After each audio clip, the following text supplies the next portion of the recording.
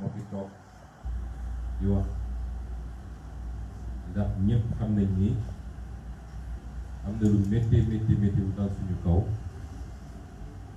ci lu gàtt daanaka ay bés bi weesoogul muy ay dëj yu ñu am ci suñuy collaborateurs muy loo xam ne métti na trop métti na ci Sénégal yépp naka nag ci ñun ñi nga xam ne ñoo doon xëyandoog ñoom yendoog ñoom di fanaan ak ñoom léeg-léeg ci condition yoo xam ne di jafe-jafe kon maa ngi ubbee sama kàddu ci jaale Sénégal yépp jaale coalition bi di ñaan suñu collaborateur yooyu suuf set kaw yàlla xaare leen àjjana xool nañ lu yàgg balaa ñuy ñëw teew ci lii ndax tëj bu tooy la rongo ñi feragul waaye jàpp nañ ni ñoom ñooñu dem lii woon seen gëm-gëm ak seen bëgg-bëgg ci Sénégal ba fu ma musa ne ña nga fa fu ma musa jàkkoon ak jafe-jafe ña nga fa ñenn ci moom bi may jàpp ci mois de mars naag ñoom la ñu jàppandoo ñu dem nekk brigade de section de recherche pendant 5 jours kon bu dee mbir bi tolloon na leen foofu liñ leen mu nee delloo njukkal mooy du tëju di jooy ñu fexe ba tey ñu gën a dëgëral taxawaay ba loolu sotti wax ji nit ñi tënk nañ ko ba noppi tey suñu recensement président Déthié jotul woon dugg ci détail bi waaye defe naa Matam Gorée Foundiougne département Golf Sud Tivaouane Peulh Kaffrine département Sam Notaire Saint-Louis département Gandon Mbour ville et département Kédougou commune Pikine ville Sandiara Sabodala Xosanto naa loolu la ñu recensé bi su ñu nee Matam nag ñu xam ni commune yu bëri la du benn commune département bi yëpp la daanaka kon loolu lu coalition Yewwi Askan mënul nangu la parce que élection yi dafa am enjeu yu bëri nit ñi dañ naan élection locale rek mais weesu na élection locale parce que keroog le 23 janvier 2022 suñu si yàlla yóbbu si jàmm incha allah bu ñu toogee ba guddi du ñu lim rek ville yi nga xam ne moom la nit ñi gën a séenu kan moo ko gañe du ñu lim rek kenn ku nekk ñaata commune la gañe waaye dañuy boole lim ne kenn ku ne ban pourcentage nga am ci wat ku ne woon amoon naa 58% ndax da ngaa des 58% wala wàcc nga 50 wala yaa ngi 40 kon commune bu ne rek commune bu am importance la ci nit ñi amul commune bu ñu xeet boo gañewul it la fay portable ci ay voix day ñëw ci cagnotte nationale bi bu ñu waree def le décompte moo tax Yewwi Askan Wi góorgóorlu ba investir fépp xam ngeen investir fépp yombul coalition yi ko mën bëriwul de liggéey bu rëy la ci ay fani fan wala ay weeri weer ay guddi yoo xam ne nelawuñu loolu di liggéey bu ndaw parce que dañu xamoon lan mooy enjeu bi mais waruñoo xeeb benn voix te lii ñuy doxal nii commune boo newul rek 0 voix nga fa am kon fu toll ni Mbour nga xam ne ci électorat yu gën a rëy mag la fii ci Sénégal ñu ne la Mbour boobu 0 voix lañu def ko bëgg a defal loolu Yewwi Askan Wi mënu koo nangu xalaatuñu ko nangu kon lii ñu bëgg a teg duñ ko nangu liggéey boobu nga xam ne liggéey nañ ko ci ay weer laa wax liggéey ko ay at lu ne ñu jàpp daj ko ba egsi fii du ñu nangu ñëw ba tey benn préfet wala benn sous-préfet toog fële ne moom ci loo xam ne teguwul ci fenn mooy xëy rek far loolu est-ce que sous-préfet yi xam nañu le travail bi nit ñi di abat ba war a mën a andi dossier teg ko seen table est-ce que ñoom xam nañ est-ce que sous-préfet yi xam nga moi j'ai été fonctionnaire je connais la fonction publique mais bokk na ci li ñu war a xoolaat ci formation fonctionnaire mooy ñu génne ko ci cadre bureau bu muy tëju mu xam li mu war a gérer li mu war a régir environnement socio-culturel bi nekk ci autour yëpp parce que préfet wala sous-préfet bu toog bureau xamoo fu nit ñi jaar ba egsi xamoo lu ñu daj nga ñëw ñu jox la ay digal ngeen jéggal ma mais ñu mel ni ay dëmm yu jëfoo di toog rek di góolu liste Yewwi Askan Wi di xool lan moo ci manqué ban signature moo ci manqué ba xam nga suñu bëggoon rafetal mbir mi sax dañu ne am na ñaari liste wala ñetti liste Benno Bokk Yaakaar yi ñu rejeté benn sous-préfet mënu ma ne sur l'étendue du territoire liste Benno Bokk Yaakaar yëpp matoon nañu bi ñuy ñëw saa wax naa ko sous-préfet Guédiawaye nee naa ko on va te poursuivre personnellement parce que amul droit rejeté te jaarul sax ci commission te li mu bañal liste Yewwi Askan Wi mu ngi koy nangul yeneen liste yi parce que liste yëpp a ñëwoon ak dossier yu manqué as tuut mu nangul leen ñoom ñëpp ñu andi seen liste daal di bloqué bi Yewwi Askan Wi te ñu ngi ci délai yi loolu forfaiture la moo tax ñoom dañ leen di poursuivre pénalement et à titre individuel Sénégal nag li fi nar a andi fitna mi ngi jóge ci ñaar ba ñetti catégorie chaque jour moo ko administration territoriale néew ñu ñëpp de su ma nga gisee ñu génn waaw song na administration waaye préfet sous-préfet nga xam ne c'est des ñu ci bëri c'est des démembrements de l'APR su élection jotee ñoom bokk nañ ci liy taal réew te catégorie bu nekk nag nañu xam ni réew bu tàkkee ñoom duñ ci mucc organiser élection jafewul nañu impartial tolloo leen ñëpp élection yi jaar yoon mais gérer vos petites carrières personnelles nomination pour quelques milliers de francs de plus promotion boo gis quelques milliers de francs de plus la nga war a sànq réew mi ngir loolu dafa war a jeex Sénégal duñ ko nangu ñaareel catégorie bi mooy les forces de défense et de sécurité wala ñu leen di commander bokk nañ ci ñi a yàq réew te ñoom ñoo waroon a garantir sécurité ak stabilité réew gis ngeen li xew barki démb Ziguinchor ba ñu njëkkee attaqué bougé wuñu parce que dañ ñoo bett deuxième round bi mu amee ñu duma leen ba ñoom ñëpp a ngi hôpital waxuma la police waxuma la gendarmerie waaye armée lu ñu andi armée yéen ñëpp gis ngeen vidéo benn homme politique di jox ordre des forces de défense et de sécurité loolu gàcce la ci force de défense et de sécurité ils sont des complices wala ñi leen di commandé ci li xew parce que lu am yéeg nañ ko xam nañ ko suñu yaakaaree nag ni waa Benno Bokk Yaakaar dinañ jël le dessus ci l'opposition du ñu bouger fa ñu toog la ñuy toog joxe ay ordre ne gars yi bu leen bouger waaye bu duma bi méttee ci beneen côté bi rek nga gis léegi armée sax la ñuy génne armée nationale pour protéger waa Benno Bokk Yaakaar loolu du yoon na jeex ci réew mi kenn ëppalewul kenn fii ci réew mi Macky Sall lan la as nit dong la mandat lañ ko jox mandat bi jeexee mu dem li mu bëggoon nag créer une terreur généralisée ba kenn du ñeme loolu la wëlbatiku ci moom ba tey c'est lui qui l'a terrorisé ndax yow soo demee ba sa titre foncier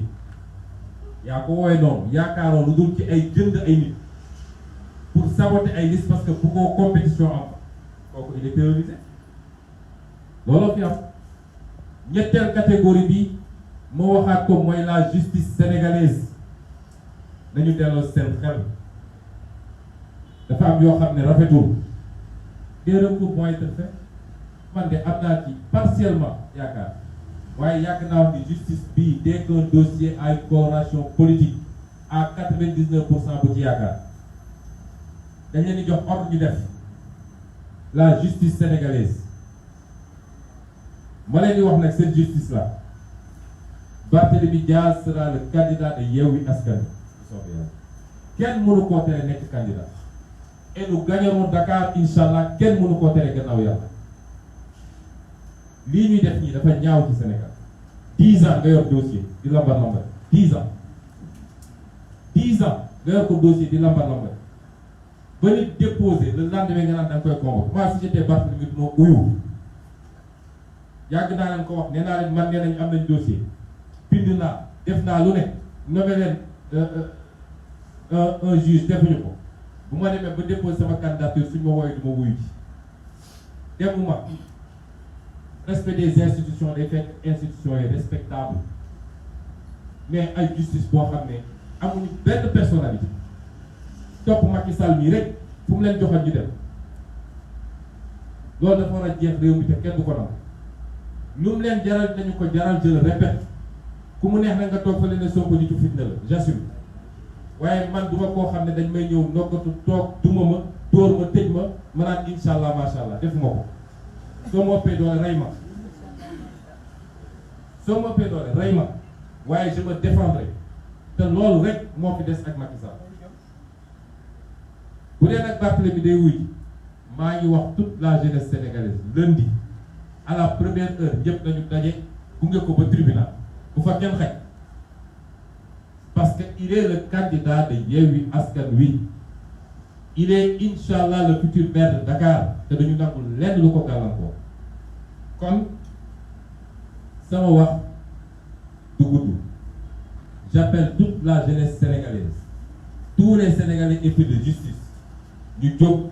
def face à ces forfaitures là élection dañu war a bàyyi ñi war a compétir le peuple tànn fenn foo xañ ci loo xam ne tegul ci yoon nga xañe fa ab liste élection foofu amu fa da ngaa créer les conditions d'une victoire sans adversité te nag fu mu ko def dinañ jël tout suñuy matuwaay yëpp pour foofu élection bu mu fa am lépp dinañ ko assumer te man maa ko wax fii donc nañ ñëpp jël seen responsabilité parce que ces forfaitures avec la complicité de l'administration avec la complicité à venir de la justice sénégalaise te lu mun ci am le commandement des forces de l'ordre ànd ak ñoom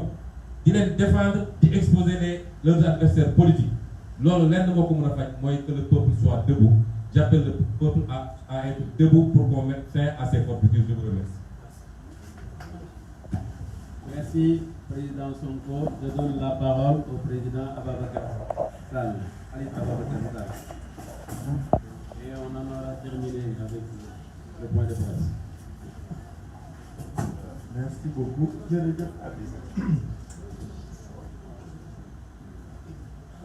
maa ngi gërëm bu baax ñi ñëpp teew bu fekkee suñu jàkkaarloo bii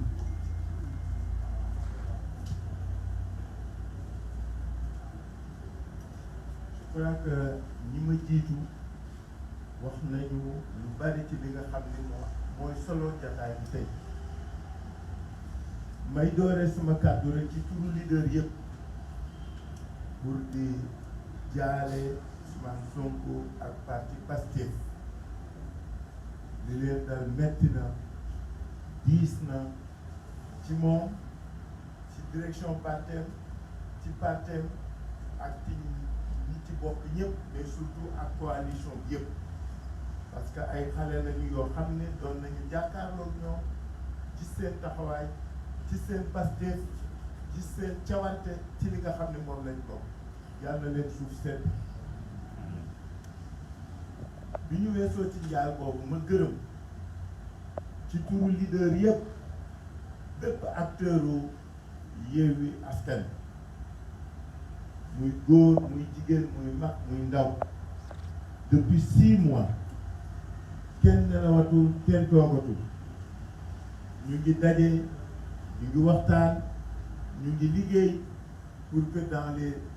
toutes les circonscriptions électorales ñu bokk Ousmane Sonko fàttali na ko léegi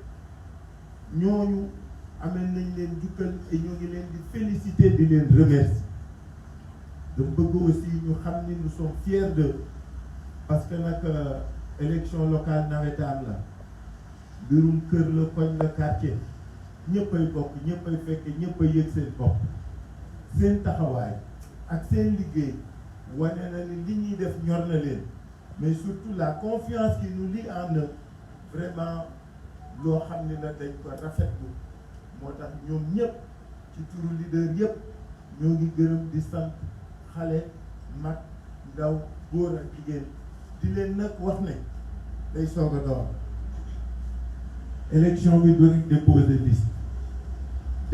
liste étape la bu rëy bu am solo ci xeex mais ñu ngi jëm ci campagne mais surtout ñu ngi jëm ci vote loolu la ñuy waajal tolof yeeg gàllankoor yeeg lu ci mënta ne ñun ay responsable lañu ñu ngi waxtaan suñu biir incha allah lu ci nekk daañ ko jubbanti continuer parce que nag dara mënuñu dévier ci objectif bi ñaam mooy gagner élection yi ci kàttanu Yàlla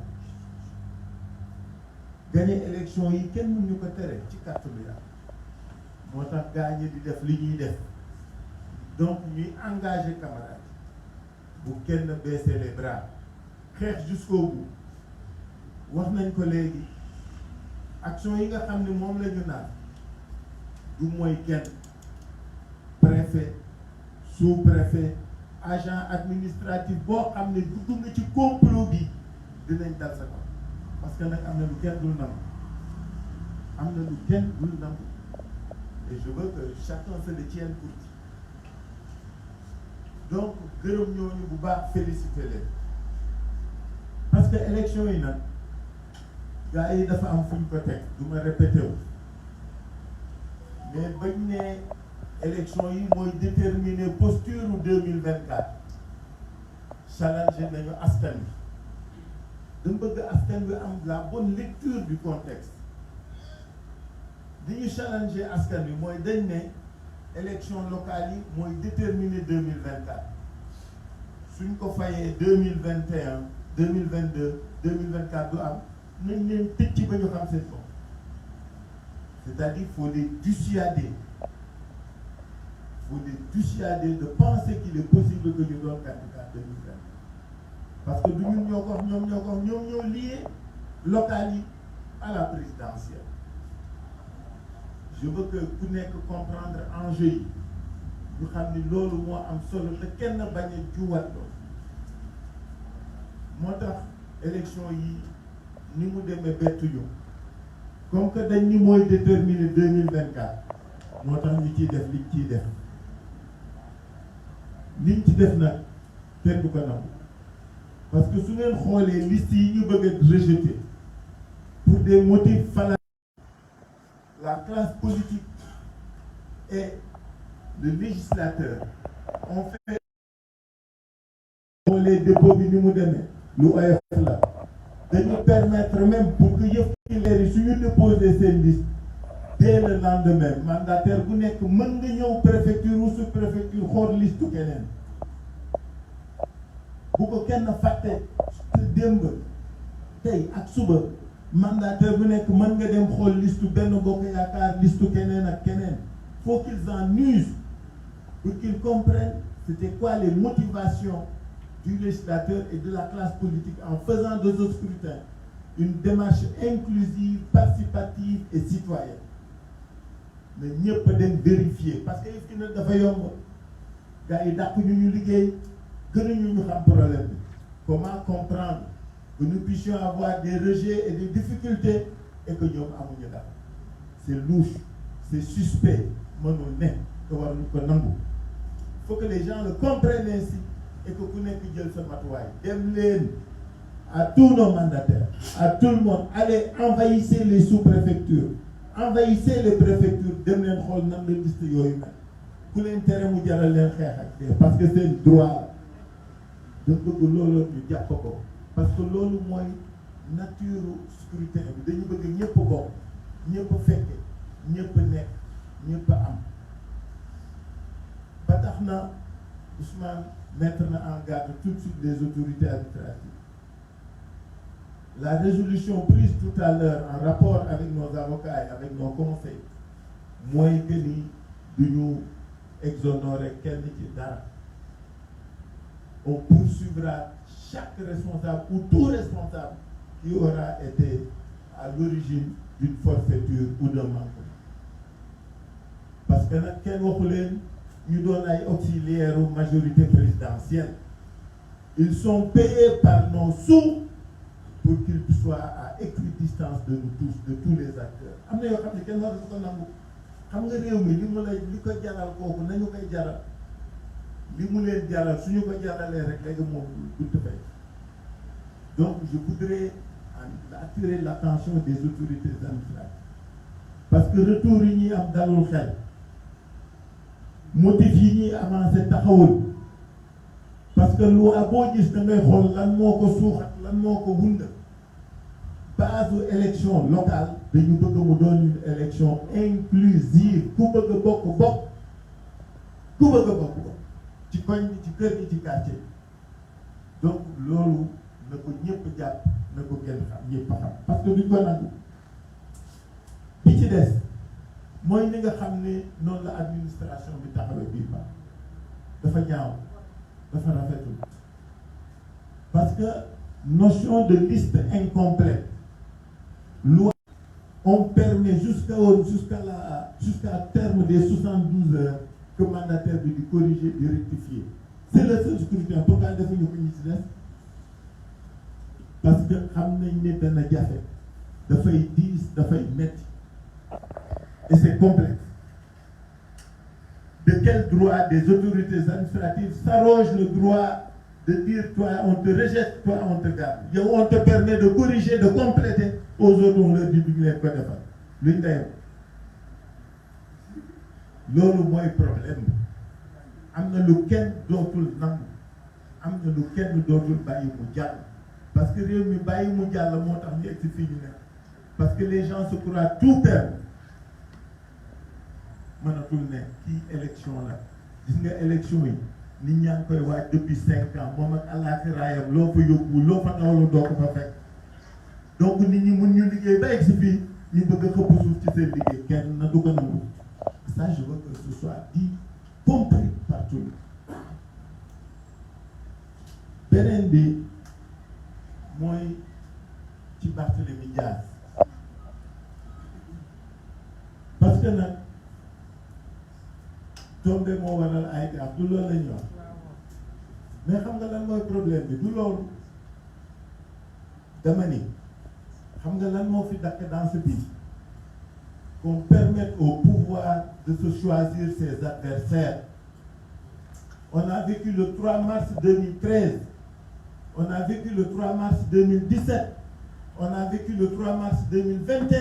et on veut nous faire vivre le 10 novembre 2021. Kenn du ko nangu du fi amee du ko jàll.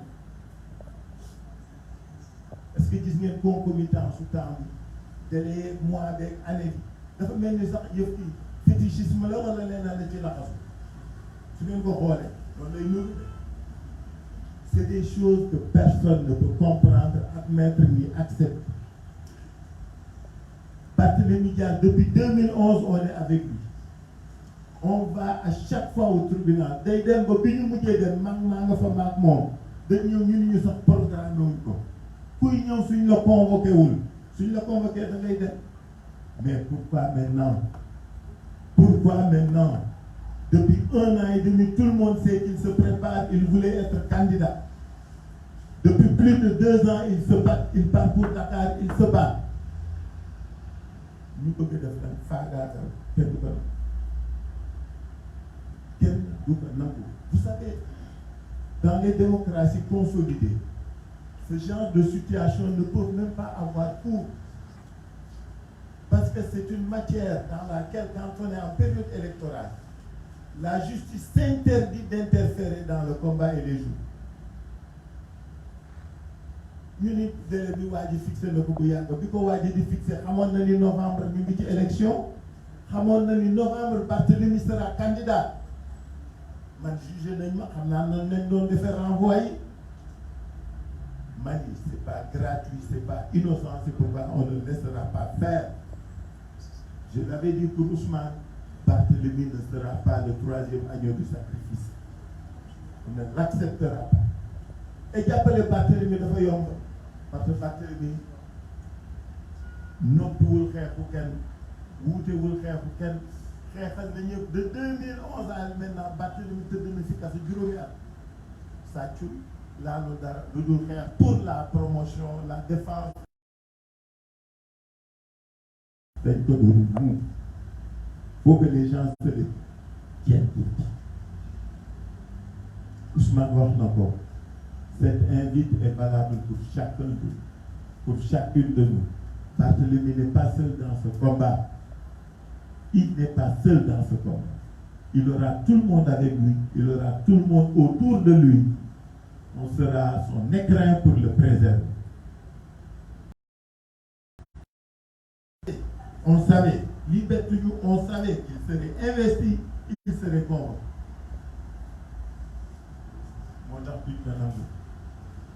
C'est pourquoi je soutiens, je réitère l'invite de Ousmane. Le 10, Barthélémy sera accompagné par tout Dakar, par toutes les populations de Dakar, modèle tribunal. On ne peut pas se choisir ses adversaires. L'eau hier n'a fini. C'est fini. Personne ne l'acceptera. Et c'est ça l'enjeu de ce scrutin, mes chers amis, chers concitoyens. L'enjeu de ce scrutin, c'est qu'une haute autorité nous a dit que 2024 sera déterminé par 2022.